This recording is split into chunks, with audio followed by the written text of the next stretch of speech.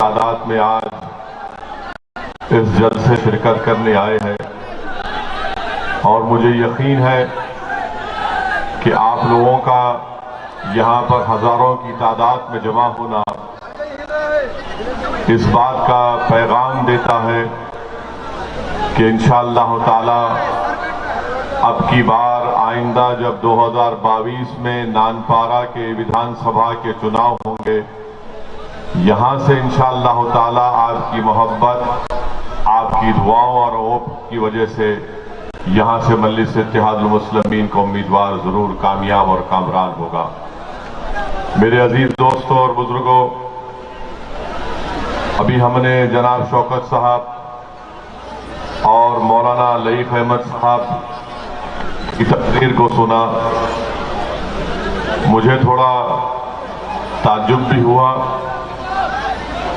और थोड़ी तकलीफ भी हुई कि यहाँ के मुकामी प्रशासन एडमिनिस्ट्रेशन की तरफ से रुकावटें पैदा की गई मजलिस के जलसे को रोकने के लिए।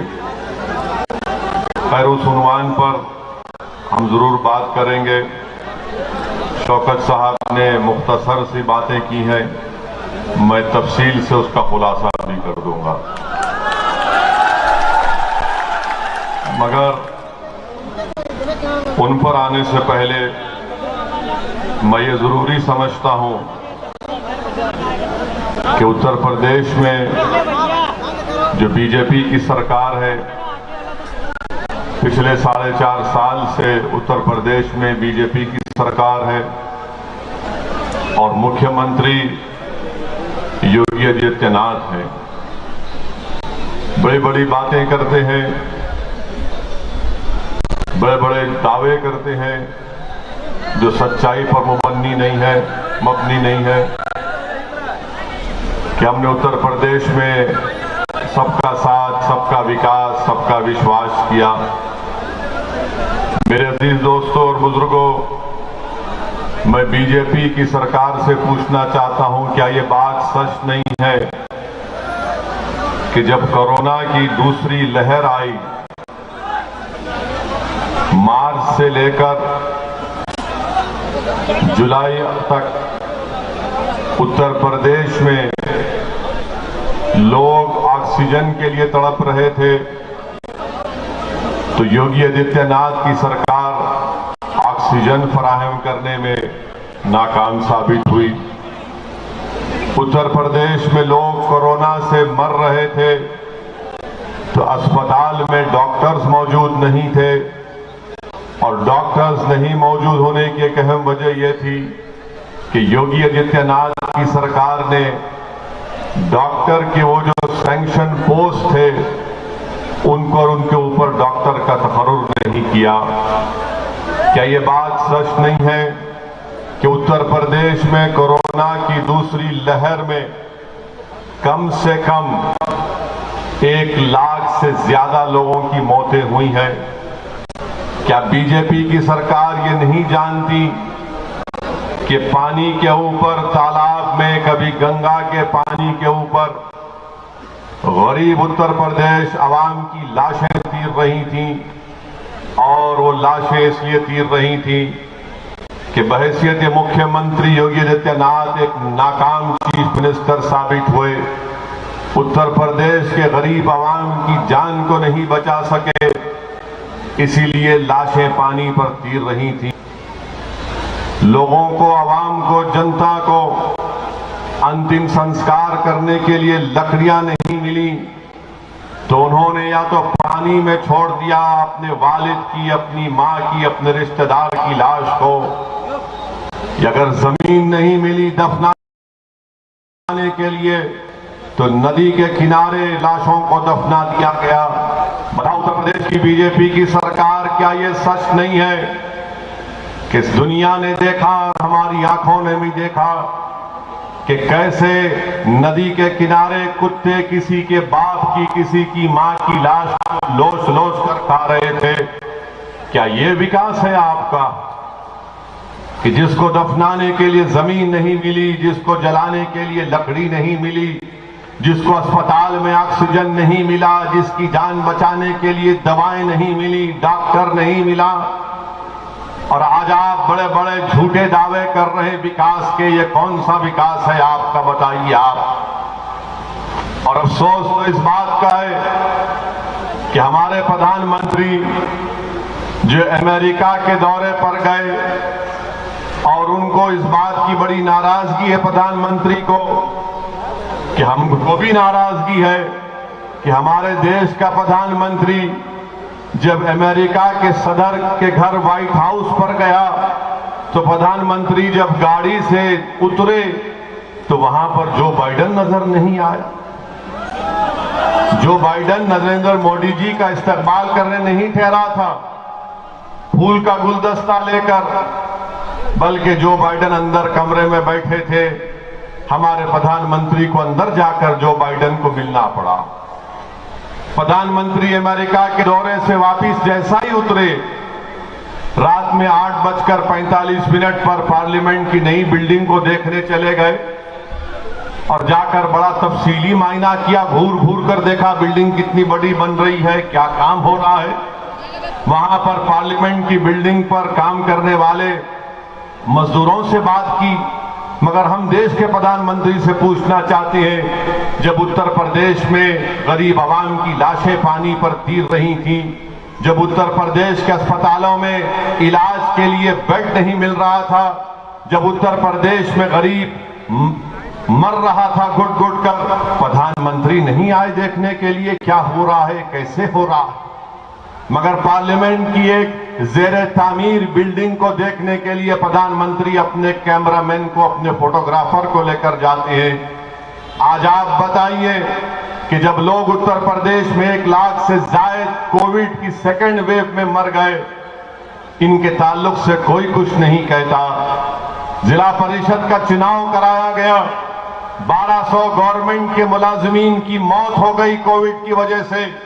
क्या ये विकास है? मुख्यमंत्री कहते हैं कि मैं राशन सबको देता हूं, और उन लोगों को पहले मिलता था जो अब्बा जान कहते थे।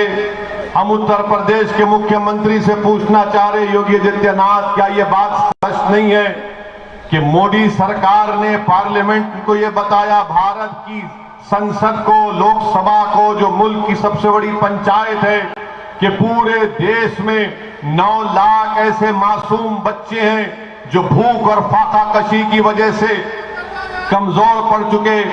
तो लोकसभा में मोदी सरकार ये बताती है कि पूरे मुल्क में 9 लाख अगर बच्चे कमजोरी का शिकार हो चुके हैं भूख और फाका कशी की वजह से, तो 4 लाख तो सिर्फ उत्तर प्रदेश के थे। क्या यह आपका विकास है योगी आदित्यनाथ? आज उत्तर प्रदेश में लाखों की तादाद में नौजवान बेरोजगार हो चुका। रोजगार की तलाश में नानपारा और बहराइच का नौजवान दिल्ली या कभी मुंबई जाकर अपनी किस्मत चमकाने की कोशिश करता है, अपने दो वक्त की खाने के इंतजाम करने के लिए इतने दूर दूर चला जाता है। बताओ आपने कितने उत्तर प्रदेश के बेरोजगारों को रोजगार दिया? और खुद असेंबली में योगी सरकार के मंत्री कहते हैं कि उत्तर प्रदेश में 33 लाख बेरोजगार नौजवानों के नाम लिखे गए जिनको नौकरी की जरूरत है। रोजगार किसको मिला? अगर मैं आज इस हजारों की तादाद के इस जलसे में आपसे एक सवाल करूंगा कि कितने लोगों को नौकरी नहीं मिली, जरा हाथ तो उठा दो। कितने लोगों को नौकरी नहीं मिली, हाथ तो उठा दो। क्या बाबा ने नौकरी दी आपको? अब बाबा ये देखना नहीं चाहते, बाबा जो बोलेंगे नहीं अब्बा जान है, इनको नौकरी क्यों देंगे हम? नौकरी तो सबको चाहिए ना, चाहे वो किसी मजहब का हो, किसी जात बरादरी का हो, मगर झूठ पे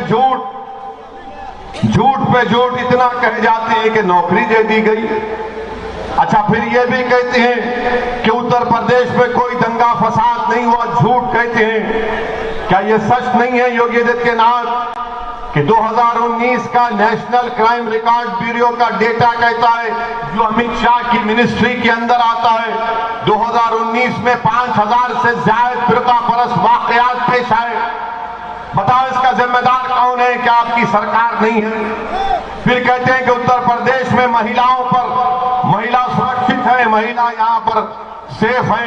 ये भी झूठ है।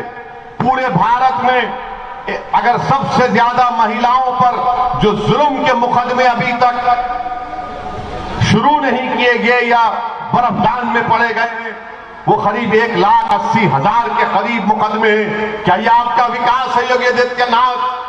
क्या ये बात सच नहीं है कि उत्तर प्रदेश के कई दवाखानों में 14 डॉक्टरों की जायदादें खाली पड़ी हुई हैं? और फिर मुसलमानों के ताल्लुक से योगी आदित्यनाथ ये कहते हैं कि हम ना भेदभाव नहीं करते। अरे अगर भेदभाव नहीं करते तो अब्बा जान का नाम क्यों निकला आपकी जबान से?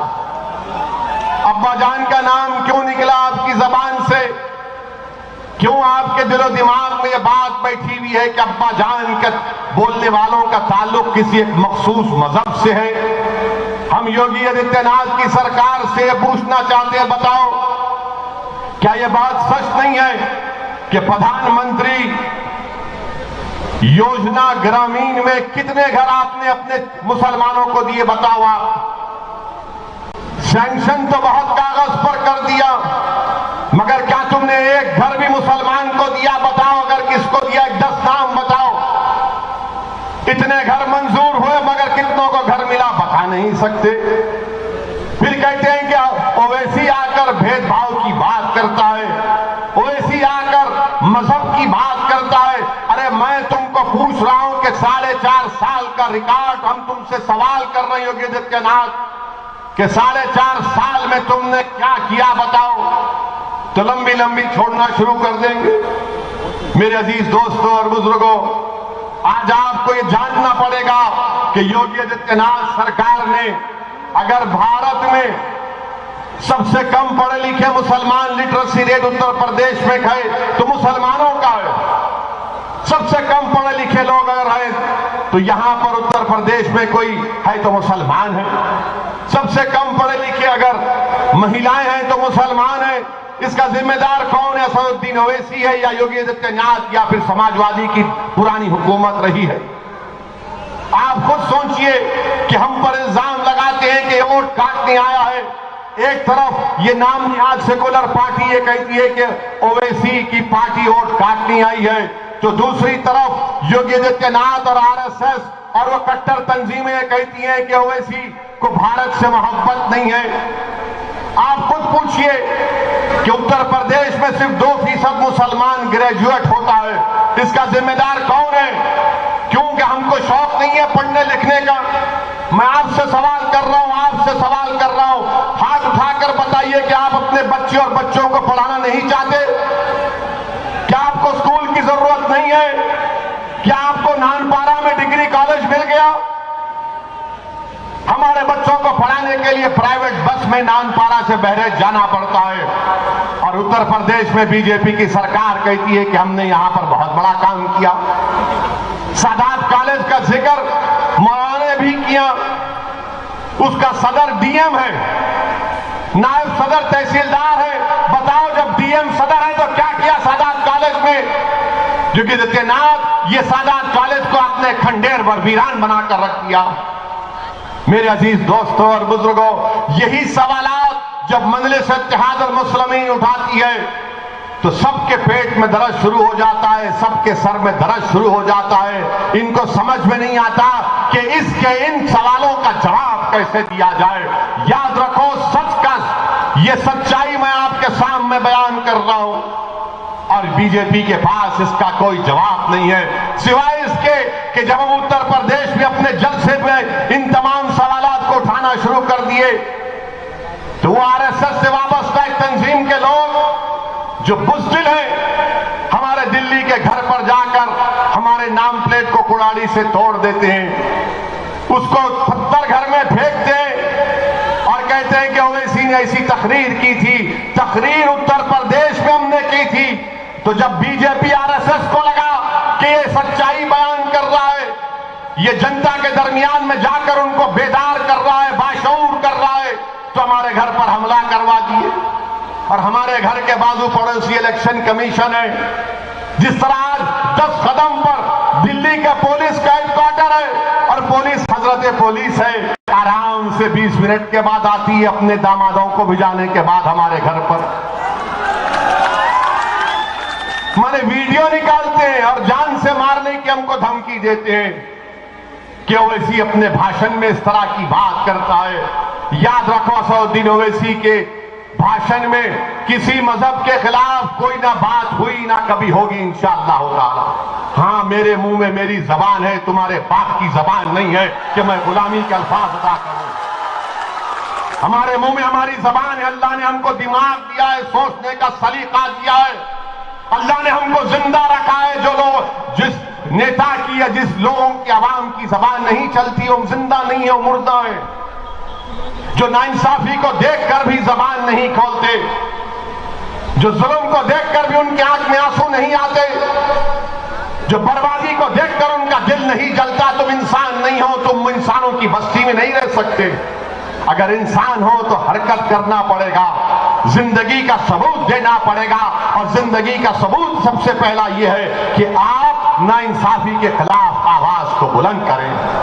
मेरे अजीज दोस्तों और बुजुर्गों, नानपारा में अभी आपने सुना कि यहां पर जो बीजेपी के विधायक हैं, मोहतरमा हमारी बहन है और उनके जो पति हैं वो सपा में चले गए।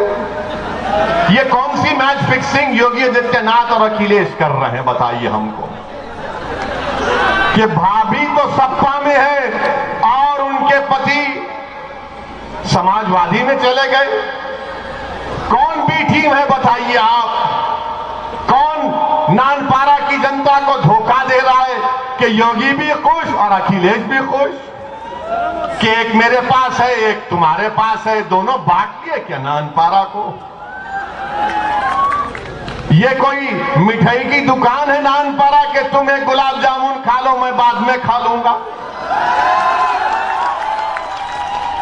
आप बताइए क्या काम हुआ नानपारा में?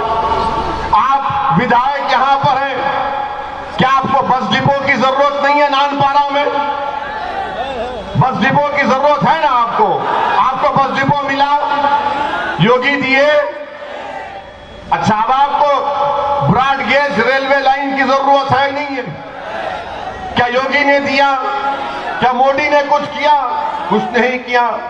और फिर नानपारा गढ़ीघाट की रोड 10 किलोमीटर की रोड है, रोड ही नजर नहीं आती, खाली खड्डे खड्डे खड्डे खड्डे नजर आते। अब आप बताइए, तकिया घाट ब्रिज जो सरयू नदी के ऊपर 10 साल पहले मंजूर हुआ, अभी तक काम चल ही रहा है, चल ही रहा। अगर वो काम हो जाता तो 25 गांव के 40,000 लोगों को फायदा होता। क्या किया काम योगी आदित्यनाथ और उनके बीजेपी के विधायक ने यहां पर। मेरे अजीज दोस्तों और बुजुर्गों, मठेरा ब्रिज जो है, जो नानपारा को नवाबगंज से मिलाता है, वो कभी भी गिर सकता है। बाबा को फिक्र ही नहीं है उसकी, मुख्यमंत्री को उसकी फिक्र ही नहीं है। अच्छा, यहां का किसान कह रहा है कि कांजी घर बनाओ, कांजी घर बनाओ। बाबा जानवर रोड पे निकल जा रहा है, जा कांजी घर बनाओ, बनाते नहीं है। और फिर यहां पर आप देखते हैं राशन कार्ड भी कहां मिला बताइए? अब्बा जान तो कह दिया, कितनों को 2 साल में एक राशन कार्ड मिला? अगर मिला तो हाथ उठा के बताओ, कितनों को राशन कार्ड चाहिए नानपारा में बताइए? बाबा देखो, ये अब्बा जान के कितने राशन कार्ड की जरूरत है, राशन कार्ड नहीं दिया जाता। अच्छा, अस्पताल है, कम्युनिटी हेल्थ केयर सेंटर है, कितने बेड है? खाली 14 बेड है नानपारा में। विधायक क्या कर रहे हैं? तो विधायक कह रहे हैं बेड की जरूरत नहीं है, एक बेड हमने सपा के ऑफिस में लगा दिया, वो रात में जाके वहां सोते, हम यहां बैठे रहते बीजेपी में। 14 बेड सिर्फ इसी कम्युनिटी हेल्थ केयर सेंटर में है। अच्छा, यहां पर फिर आप जानते हैं असलम और नूर को, मैं जानता हूं असलम और नूर को। 14 महीने जेल में रखा गया उन असलम और नूर को। असलम चूड़ियां बेचते थे और नूर मच्छी बेचता था। बाबा की सरकार ने इसे लगाया तो 14 महीने असलम और नूर को जेल में रहना पड़ा। आज वो असलम और नूर कसमपुरसी की आलम में अपनी जिंदगी को गुजार रहे। ये आपके नानपारा के मसाइल हैं। मेरे अजीज दोस्तों और बुजुर्गों, मैं आपसे अपील करने आया हूं, आपसे गुजारिश करने आया हूं कि अब की बार आपको पूरे एतमाद के साथ और बेखौफ होकर मजलिस इत्तेहादुल मुस्लिमीन के उम्मीदवार के हक में अपने वोट का इस्तेमाल करना है। डरने और घबराने की जरूरत नहीं है। लोग बहुत से आएंगे, आज हमारा जलसा हो गया, आज हमारा भाषण हो गया, तो हमारे यहां जाने के बाद कल से ये जो कौम और मिल्लत के दल्लाल हैं, जिसको दल्ले कहते हुए आएंगे यहां पर, वो आकर बोलेंगे कि ओवैसी जज्बाती बात करता है। ओवैसी की बात में नहीं आना, एक होकर वोट दोना। अरे एक होकर ही तो वोट दिए थे ना सपा को। यहां का एमपी कौन सी पार्टी का है? कौन सी पार्टी का है? बीजेपी का है ना। अब मैं आपसे सवाल कर रहा हूं, आप तमाम से भी जो वहां और यहां खड़े, ये पुलिस ने दीवार खड़ा कर दी। इंशाअल्लाह ताला जब विधानसभा का चुनाव होगा तो मैदान में जलसा होगा और लाखों लोग होंगे इंशाअल्लाह ताला। अच्छा आप बताइए कि आपने बीजेपी को वोट दिया पार्लियामेंट के इलेक्शन में? दिया आपने नहीं दिया? अरे शर्माओ नहीं, डरने की जरूरत नहीं है। दिया आपने? अरे ऐसा तो करो करो। फिर कैसे जीता? कैसे जीता बताइए ना। कि हमने आपको आकर कहा था कि हमारे अजीनाथ आकर आपको कहे थे, तो मालूम हुआ कि जो सपा का वोटर है वो बीजेपी के मोदी के साथ बैठकर चाय पी रहा था। आपका वोट आपने तो दिया बीजेपी को रोकने के लिए, मगर बीजेपी कैसे जीत जाती है? मेरे अजीज दोस्तों और बुजुर्गों, ये हकीकत है जिस पर आपको गौर करना है।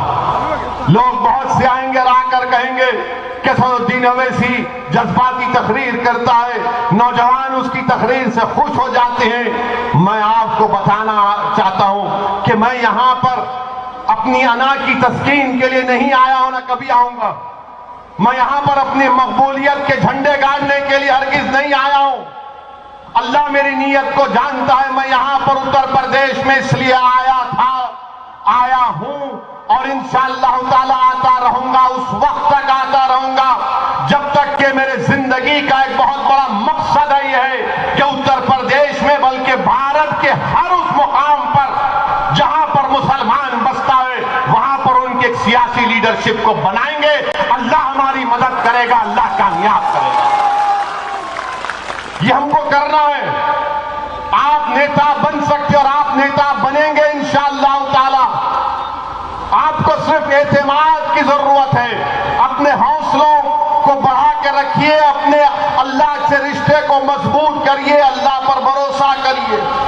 डरने और घबराने की जरूरत नहीं है। लोग बोलते हैं कि हाँ ये तमाम जुल्म के वाकयात हुए हैं। मैं आपको बता रहा हूं मेरे अजीज दोस्तों और बुजुर्गों, उलेमाओं की मौजूदगी में, जिम्मेदारों की मौजूदगी में आपसे बता रहा हूं कि क्या तुमने मक्के की तारीख को तुम भूल गए? क्या तुम मक्के की तारीख को भूल गए? क्या तुम उहद के मैदान को भूल गए? क्या तुम मुवत्ता के मैदान को भूल गए? क्या तुम ताइफ के सफर को भूल गए? क्या तुम करबला के मंजरों को भूल गए? क्या तुम्हारी तारीख यह है कि तुम चमन पर चलकर आ पर आए हो? नहीं, हम यहां पर खाक और खून के दरियाओं से गुजर कर आए हैं।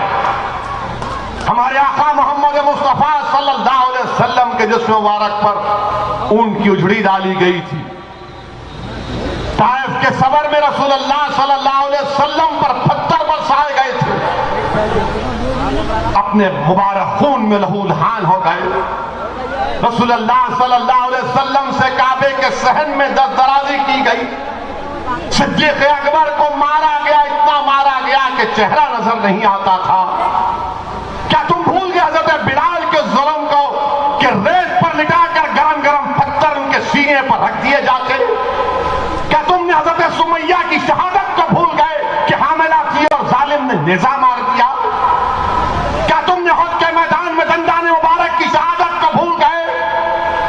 क्या तुमने उहद के मैदान में अमीर हमजा की शहादत को भूल गए कि जिस्म पर कफन भी रखा गया तो पैर नजर आते तो कभी हाथ नजर आता? क्या तुमने बदर के उन नजारों को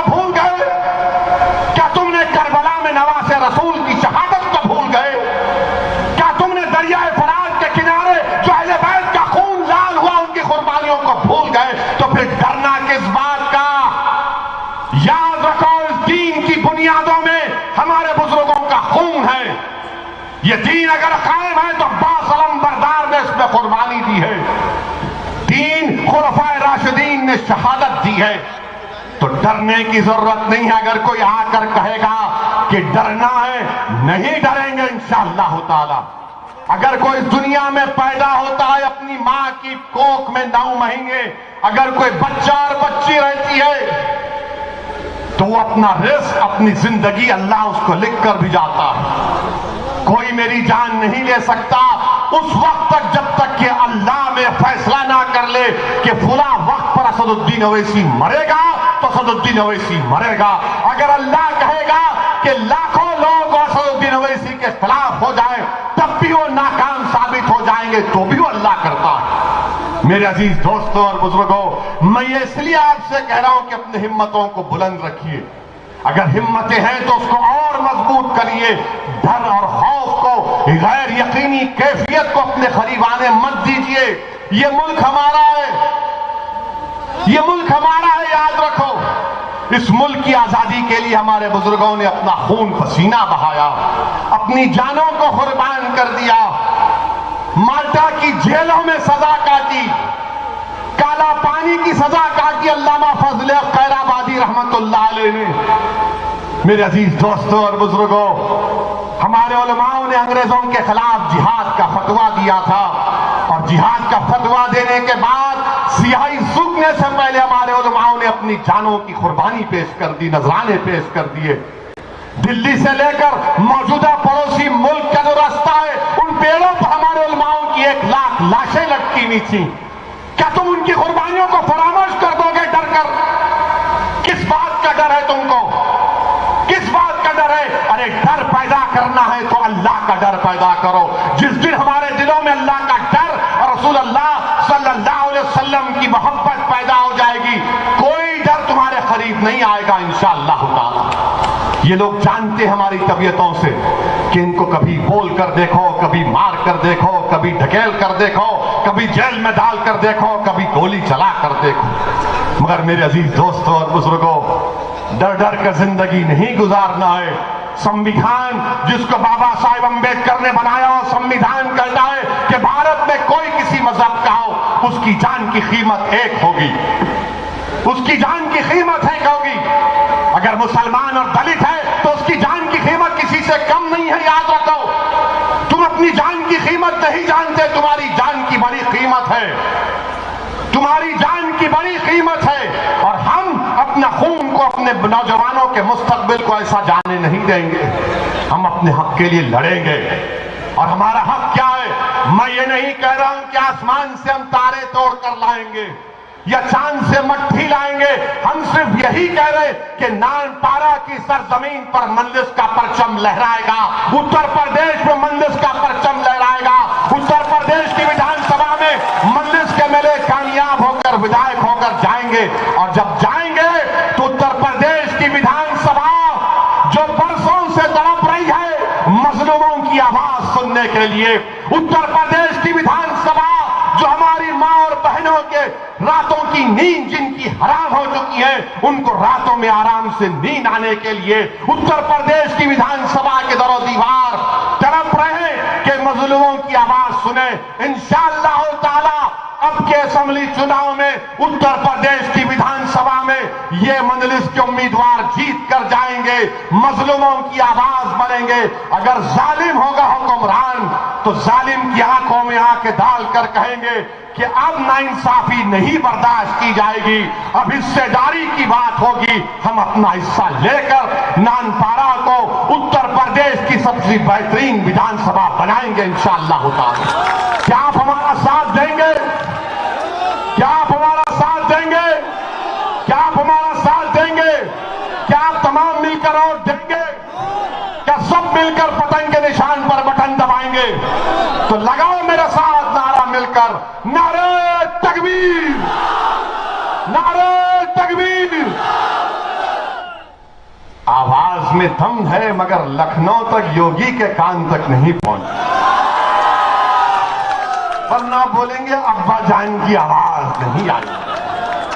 जब अब्बा घर में पुकारते तो पूरा घर हिलता नहीं हिलता? हिलता है ना। तो मेरे अजीज दोस्तों, वो आवाज आपको वोटिंग के दिन निकालना, जबान से नहीं अपने इस उंगली से दबाकर मशीन पर पतंग का निशान जहां नजर आएगा बटन दबा दबा कर आप मंजलिस को कामयाब करेंगे। ये कामयाबी आपकी होगी, ये कामयाबी आपके इत्तेहाद की कामयाबी होगी, ये कामयाबी आपके सियासी शऊर की कामयाबी होगी, ये कामयाबी मुस्तकबिल में नाइंसाफियों के खात्मे की कामयाबी होगी इंशाअल्लाह। मेरे अजीज दोस्तों और बुजुर्गों, अब दूसरी बात जो मैं आपके सामने अर्ज कर रहा हूं, अभी जो हमारे मौलाना ने कहा कि किसी एक बड़े पुलिस के ऑफिसर ने मौलाना से कहा कि क्यों मंजलिस का इलेक्शन लड़ रहे, ये मन नहीं कहना चाहिए, ये हरगिज नहीं कहना चाहिए था। पुलिस का काम ये नहीं है। अगर आप ऐसा बोलेंगे तो हम इलेक्शन कमीशन को लेटर लिख देंगे, लेटर लिखकर कहेंगे कि आप जब यहां पर रहेंगे तो आज चुनाव फ्री एंड फेयर नहीं होगा। और इलेक्शन कमीशन सब सुनता है, देखता है, तो ये नहीं करना चाहिए। हमारा भाषण होगा, अब क्या करेंगे, योगी आए तो लोगों को पकड़ पकड़ कर लाना पड़ता कि एक पाकिट लो खाने की और आओ बैठो सुनो। अच्छा, आपको किसी को पैसा दिया गया आने के लिए, किसी को बिरयानी दी गई, क्यों आए थे, क्यों आए? अरे जोर से बोलो, अरे जब प्यार किया तो डरना क्या, जोर से बोलो क्यों आए? सुन लो सर, ये आते हैं, हम इनके दीवाने, ये हमारे दीवाने। और ये मोहब्बत जो है ना, ये कोई दौलत की बुनियाद पर ये मोहब्बत कायम नहीं हुई, कायम हुई क्या दौलत की बुनियाद पर? ये मोहब्बत इस बुनियाद पर कायम हुई है जिसको रब्बे करीम ने कलमे की बुनियाद पर इस रिश्ते को जोड़ दिया। और इंशाअल्लाह ताला ये मोहब्बत और रिश्ता सुबह क़यामत तक जारी रहेगा। आप हमारे लिए दुआ करते रहिए कि आपने जो हम पर भरोसा किया हम उस पर पूरा उतर सके, हम आपके भरोसे को शर्मिंदा ना होने दें इंशाअल्लाह ताला। और पुलिस से भी कहना चाहूंगा, अपना आप काम करिए, आपको अपने हमारे आपके काम में ताउन की जरूरत है तो हम हाजिर हैं, हम ताउन करेंगे। मगर ये बोलना मौलाना को कि ये क्यों कर रहे, वो क्यों कर रहे, भारत का संविधान आपसे बड़ा नहीं है, ना मुझसे बड़ा है, ना योगी से बड़ा है, ना मोदी से बड़ा है। भारत के संविधान के तहत सबको काम करने की इजाजत है। हम अपना काम कर रहे हैं, आप अपना काम करो। जेल में डालना चाहते डाल दो, आप जेल में कितनों को डालेंगे? उत्तर प्रदेश की जेलों में 27% अगर है जेल में तो मुसलमान, कितनों को सजा होती है? सिर्फ 4 या 5% लोगों को सजा होती है। क्यों डाला जाता है जेल में? हाँ, अगर जेल में डालना है तो गोरखपुर में एक शख्स को होटल में गोली मार दी गई। हम बाबा से पूछना चाहते हैं, बाबा गोरखपुर में गोली मार दी गई और आप सिर्फ 3 लोगों को अरेस्ट करेंगे, एक को गोली मार दी गई तो उससे कह रहे हैं उसकी हमारी बहन से जो बेवा हो चुकी है कि 10 लाख ले लो, नौकरी ले लो। क्या किसी को गोली मार कर कहेंगे कि 10 लाख ले लो, नौकरी ले लो, तो कितने लोग तैयार होंगे?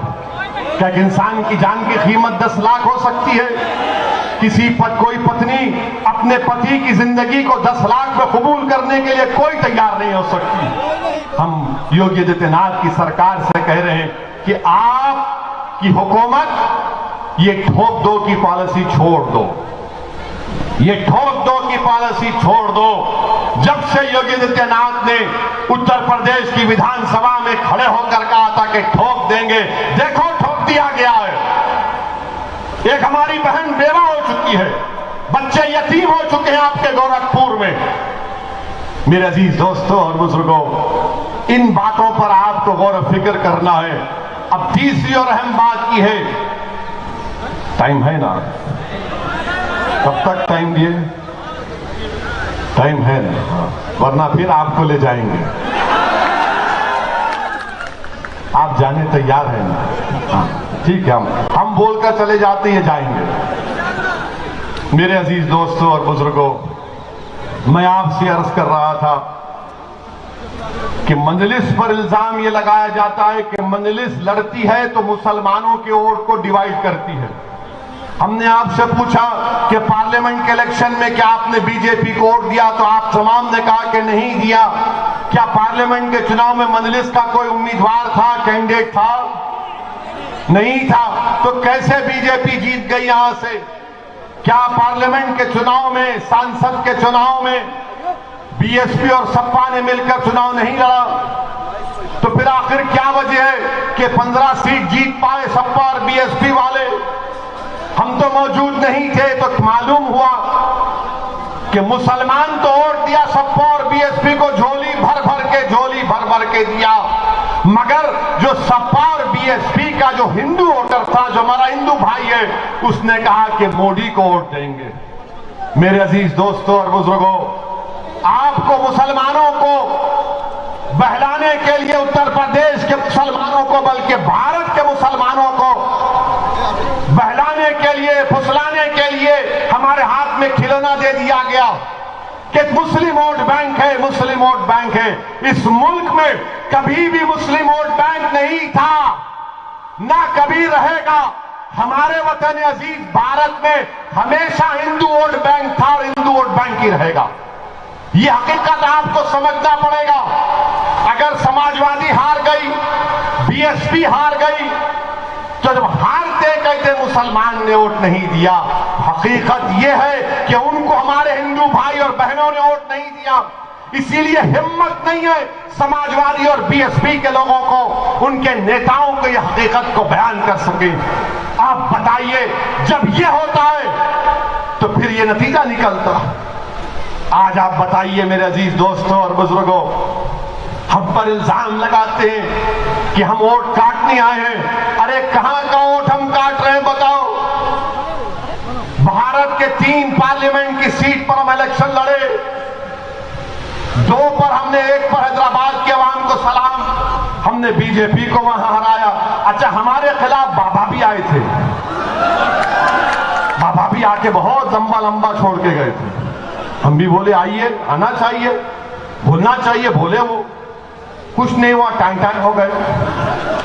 औरंगाबाद महाराष्ट्र में इम्तियाज जलील हमारे एमपी हैं, वो भी आएंगे उत्तर प्रदेश को इंशाअल्लाह। इम्तियाज जलील ने शिवसेना के 21 साल पुराने एमपी को हराया। फिर हमने तीसरी सीट लड़ी किशनगंज, बिहार में, सीमांचल की वो सरजमीन जहां पर लाखों की तादाद में लोग बसते हैं और भारत का सबसे पिछड़ा इलाका है। वहां पर हमने 3 लाख वोट हासिल किए। बीजेपी नहीं जीती, कांग्रेस जीती वहां पर। तो बताओ, हमसे क्यों इतना डर है? हमसे डर इसलिए है कि ये नहीं चाहते कि मुसलमान इनको छोड़कर चला जाए। हम आपसे कह रहे हैं कि यकीनन बीजेपी को हराएंगे इंशाअल्लाह ताला, हम हराएंगे इंशाअल्लाह ताला बीजेपी को। मगर मुसलमानों का मसला क्या है? जब जंग की तैयारी होती है तो हमको जंग के मैदान में लाकर छोड़ देते हैं कि बेटा तुम भिड़ो बीजेपी से, और भाग जाते हैं छोड़ के, हमको छोड़ के भाग जाते हैं हमको। मैं पहले भी कहा, आज भी कह रहा हूं, बीजेपी को रोकना जरूरी है। बीजेपी नहीं बल्कि आरएसएस को रोकना जरूरी है। मगर क्या रोकना मेरी जिम्मेदारी है? क्या रोकना सिर्फ मेरी जिम्मेदारी है, तुम्हारी जिम्मेदारी नहीं है? कैसे राहुल गांधी हार गए? राहुल गांधी क्यों हारे अमेठी में? अखिलेश यादव के परिवार के 3 लोग हार गए, हम जिम्मेदार? मेरे अजीज दोस्तों और बुजुर्गों, अगर आप अपने ओर से, दलित भाइयों के ओर से और ओम प्रकाश राजभर साहब के संकल्प मोर्चा में जो कमजोर तबकात सब एक होकर वोट डालेंगे, तो हम अपनी लीडरशिप को बनाएंगे यहां पर। हम लीडरशिप को बनाएंगे यहां पर। लीडरशिप को पसंद नहीं करते, ना बीजेपी पसंद करती, ना समाजवादी पसंद करती, ना बीएसपी पसंद करती, कोई नहीं पसंद कर सकता। और आप एक हकीकत बता रहा हूं कि उत्तर प्रदेश में जितने समाज हैं, जो पिछड़े समाज की हैं, हर एक का एक नेता है, हर एक की पहचान है, हर एक की एक ताकत है। अगर किसी का कोई नेता नहीं है, अगर किसी की कोई पहचान नहीं है, अगर सबसे तौर पर, सियासी तौर पर जिसको यतीम और लाचार बनाकर छोड़ दिया गया, वो उत्तर प्रदेश का 19% का मुसलमान। बताओ तुम्हारा नेता कौन है उत्तर प्रदेश में? कोई है आपका नेता उत्तर प्रदेश में? नाम लो उसका, मैं कहता हूं नाम लो उसका। आपके पास नाम नहीं लिया जाता। हाँ, नाम ले सकते हैं उन लोगों का जो जीत जाते हैं, मगर जीतने के बाद जब जाकर बोलने का वक्त आता है नाइंसाफी के खिलाफ तो गूंगे बन जाते हैं, गूंगे बन जाते हैं। मेरे अजीज दोस्तों और बुजुर्गों, मेरी आपसे गुजारिश है कि अपने वोट का सही इस्तेमाल करिए। लोग आकर आपको बहुत सी बातें बोलेंगे, मैं जितने सवालात किया उसको याद रखो। नौजवानों, मैं तुमसे एक गुजारिश कर रहा हूं कि आप मेरा काम करोगे। नौजवानों, मेरी इस तकरीर को जरा डालो सोशल मीडिया पे, यूट्यूब पर डालो, टिकटॉक तो खत्म हो गया पर इंस्टाग्राम पे डालो, वो जो फसाद बुक है जिसको फेसबुक कहते हैं उस पर भी डालो, सब जगह डालो ताकि घर घर तक हमारी बात पहुंच जाए, हमारे उलमाओं तक, हमारे मशाइखीन तक, हमारी इज्जतदार माँ और बहनों तक ये सच्चाई का पैगाम उनके कानों तक पहुंच जाए और फिर आप फैसला करो। अगर मेरे अल्फाज में एक भी सच्चाई है तो उस पर अमल करो। खुदा के आपको अपनी क़यादत को बनाना है, आपको अपने सफों से नेता को बनाना है। कब तक आप इन तमाम को वोट दिए मगर आपको क्या मिला बताइए मुझे। पार्लियामेंट में हम बोलते हैं, उत्तर प्रदेश में हम आए तो बोलते हैं अगर ओवैसी के 10-15 जीत जाएंगे तो क्या होगा। हमको किसी ने पूछा, एक समाजवादी के और बीएसपी के नेता ने पूछा कि यार ओवैसी एक बात बताओ, अगर उत्तर प्रदेश में तुम्हारे 15-20 जीत गए तो क्या होगा, क्या कर लोगे तुम, क्या तुम सरकार बनाओगे, क्या तुम सत्ता में आओगे। तो हमने कहा सुनो, तुम्हारे सवाल का 2 जवाब हम देते हैं। पहला जवाब यह है कि जब हम बिहार में इलेक्शन लड़ रहे थे, सीमांचल में इलेक्शन लड़ रहे थे, तो ये सेकुलर से पार्टी जो अपने आप को सेकुलर कहते, सेकुलर नहीं है, लोग फिरका परस्त हैं। ये अपने आप को सेकुलर दिखाते पर अंदर आरएसएस की चड्डी पहनकर अपने आप को सेकुलर कहते हैं लोग। अब तो आरएसएस भी 90 साल के बाद पैंट पहनना शुरू कर दिया। सॉरी, आप पैंट पहन रहे हैं। तो मेरे अजीज दोस्तों, हमने कहा कि जब सीमांचल बिहार में इलेक्शन लड़ रहे थे, यही लोग ने, मीडिया के लोग जाकर सीमांचल की हमारी एक मां से पूछे कि बताओ मां, इस विधानसभा के बिहार के चुनाव में तुम किसको वोट दोगे। तो उस हमारी बहादुर मां ने कहा कि वो जो गोल टोपी सर पर है, जिससे चेहरे पे दाढ़ी है, उसको वोट देंगे। तो उस रिपोर्टर ने पूछा कौन सा, कौन, सबके सर पर गोल टोपी है, दाढ़ी है। बोले वो लंबा सर का जो है ना, जो हैदराबाद से है, उसको वोट देंगे। उस रिपोर्टर को ताज्जुब हुआ, उसने पूछा क्यों वोट दोगे मां उसको। तो उसने कहा उसको सत्ता से लालच नहीं है, वो लड़ने वाला है, उसको सत्ता से मोहब्बत नहीं है, वो लड़ना चाहता है, इसलिए लड़ने वाले को वोट दे। तो हमको सत्ता से मतलब नहीं है। बहुत बन गए संतरी मंत्री, क्या काम किए ये मंत्री बताओ। ये तो बंदरों की तरह एक पेड़ से एक पेड़ कूदते रहे, भर के गरीबों की मदद नहीं कर सके। हमको ना संतरी बनना है ना मंत्री बनना है, हमको नेता बनना है, लीडरशिप को पैदा करना है। हमने कहा कि तुम्हारा सवाल था कि अगर 15-20 जीत जाएंगे तो क्या होगा। हमने कहा आप देखते ना लोकसभा में हम कितने एमपी हैं, बताओ कितने। तो कहा कि 2 है। मिला 2 500 पे भारी है नहीं है, वो खामोश हो गए। बोले जब हमारा भाषण पार्लियामेंट में होता है 5 मिनट का, 6 मिनट का होता है, तो बीजेपी और सपा तमाम लोग सेंट्रल हॉल से भाग के आते, अरे ये ओवैसी क्या बोलेगा, सुनते हैं, भाग के आके सुनते हैं हमको। सब खड़े, हम खड़े होते ही शुरू हो जाते, ये नारा कभी वो नारा। मगर बीजेपी के 300 सांसद के सामने ये अल्लाह का करम है, सबका है मेरे नबी करीम सल्लल्लाहु अलैहि वसल्लम का। तुम्हारी दुआएं हैं कि सदुद्दीन ओवैसी की जबान से जो लफ्ज निकलता है, अल्लाह उसमें तासीर देता है, अल्लाह ताकत देता है और 300 के ऐवान को मिलाकर रख देते हैं। मेरे अजीज दोस्तों बुजुर्गों, अगर आपकी जमात के उम्मीदवार 15-20 जीत कर जाएंगे तो उत्तर प्रदेश की विधानसभा में रोज आवाज आएगी नानपारा तक। लखनऊ की विधानसभा में जो पुकारेगा तुम्हारा विधायक कि नानपारा में तरक्की होनी चाहिए, तो उसकी पुकार, उसकी चीख, उसकी तड़प की आवाज तुमको नानपारा में सुनाई देगी। मैं आपको इस बात का वादा करता हूं इंशाअल्लाह ताला। ये लीडर हमको पैदा करना है, ऐसे नहीं चाहिए नहीं अखिलेश क्या बोलेंगे, बहन जी क्या बोलेगी। हम पार्लियामेंट में कई इनके सांसदों को बोले तुम बोलो ना, बोले नहीं नहीं नहीं, एक को तो हम लिख कर दिए, अच्छा लिख के देते हैं बोल दो। वो देखकर बोला कि यार अब हम जब बोलेंगे तो बोलेंगे, तू तो ओवैसी के अल्फाज बयान कर रहा है, बोलते भी नहीं है ना कोई हरकत करते हैं, हमेशा बोलते सेक्युलरिज्म सेक्युलरिज्म, ये क्या सेक्युलरिज्म, कहां का सेक्युलरिज्म है? जो भारत के संविधान में सेक्युलरिज्म है उसको मानता हूं और जिंदगी भर मानता रहूंगा, मगर जो सियासी सेक्युलरिज्म है मैं अपनी जूती पर रखता हूं उसको। जो सियासी सेक्युलरिज्म है वो धोखे का है, वो फरेब का सेक्युलरिज्म है, उसमें कोई दम नहीं, कोई दम नहीं है। आप बताइए कानपुर में एक मंसूरी बिरादरी का शख्स अपनी 10 साल की बच्ची के साथ जा रहा है और धर्म के उसने अपना मजहब तब्दीली के बारे में बात की तो उसको पीटा जा रहा है। सोचो थोड़ी देर के लिए नानपारा के गयूर नौजवानों कि तुम बाप हो, तुम्हारी बेटी तुमसे लपेट कर रो रही है कि मेरे अब्बा को मत मारो, मेरे अब्बा को मत मारो, तो पुलिस की मौजूदगी में उस बच्ची के सामने उसके बाप को पीटा गया। बताओ क्या है फिर ये? क्या मेरी पेट में औलाद नहीं है?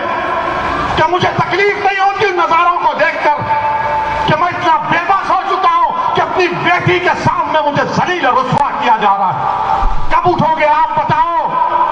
ये करवट लेने का वक्त है, याद रखो। मैं यहां पर अपने लिए नहीं आया हूं, मैं आपके लिए आया हूं कि आप अपनी क़यादत को बनाओ, अपने विधायक को बनाओ ताकि वो विधानसभा में जाकर लड़े। वो बच्ची जो 10 साल की हमारी बहन की बेटी है, क्या सोचती होगी जब बड़ी होगी, क्या सोचती होगी कि दुनिया में कोई नहीं था जो मेरे बाप को बचाने आया, कोई नहीं था उसको बचाने, उसको मारा गया, पीटा गया।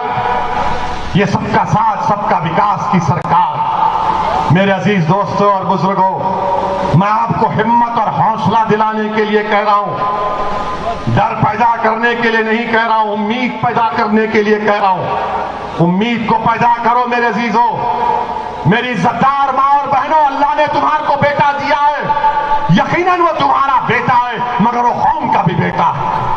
अल्लाह ने तुमको बेटियां दी है, यकीनन वो तुम्हारी बेटी है, वो हमारी बहन भी है, मगर वो हमारा सासा भी है, हमारी इज्जत भी है। मेरे अजीज दोस्तों और बुजुर्गों, डरने और घबराने की जरूरत नहीं है।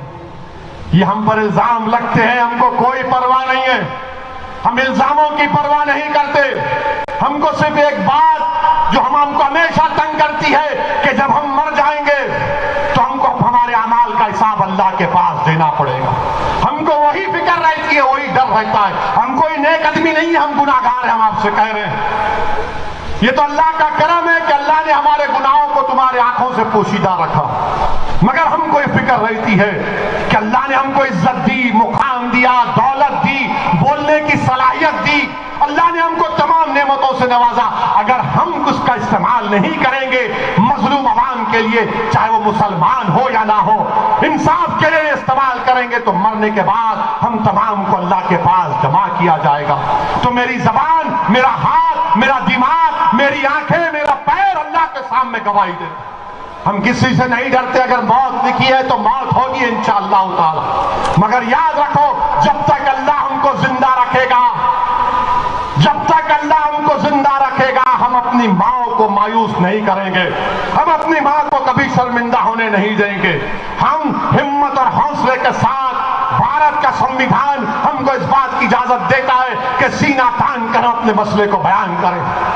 अम्बेडकर का बनाया हुआ, बाबा साहब का बनाया हुआ संविधान हमको कहता है कि अपने हक के लिए लड़ो, और हम अपने हक के लिए लड़ रहे हैं। और लोग ये कहते हैं कि मुसलमानों को मिलकर रहना, रे मिलकर तो रह रहे। कहां गए हम लोग? हम तो तुमको ही वोट देते आए थे ना, तुमने हमारे वोट का क्या इस्तेमाल किया?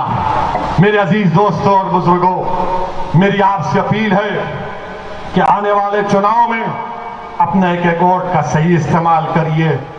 और योगी आदित्यनाथ बाबा जो है ना, बाबा ख्वाब देख रहे हैं, बाबा जो है ना ख्वाब देख रहे हैं कि मैं अब आइंदा 24 में भारत का प्रधानमंत्री बनने का ख्वाब बाबा देख रहे हैं। बाबा इंशाअल्लाह ताला तुम्हारा ख्वाब चुकना चूर हो जाएगा। आप आप चुकनाचूर करेंगे नहीं करेंगे उनके ख्वाब को चुकनाचूर करना, भोग दो नहीं कर रहे। अब बाबा ख्वाब देख रहे मैं दिल्ली जाऊंगा, प्रधानमंत्री बनूंगा। अब बीजेपी में भी बड़ी परेशानी शुरू हो गई।